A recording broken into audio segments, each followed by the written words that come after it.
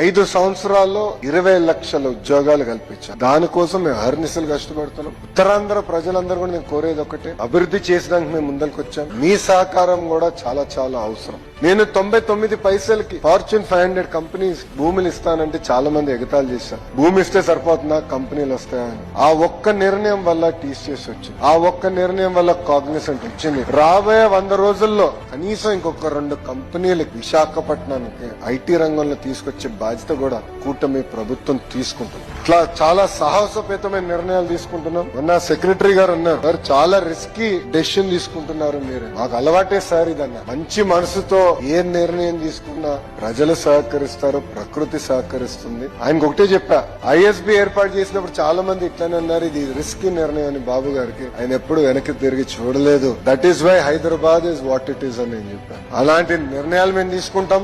Missiles రెడీగా ఉన్నాయి. ఇక్కడ అద్భుతమైన GPS కూడా ఉన్నాయి. మాకు గైడెన్స్ టైం టు టైం ఇస్తారు. కలిసికట్టుగా అన్ని రంగాల్లో ఆంధ్రప్రదేశ్ ని నంబర్ 1 చేసే బాధ్యత కూటమి ప్రభుత్వం మేము తీసుకుంటాం.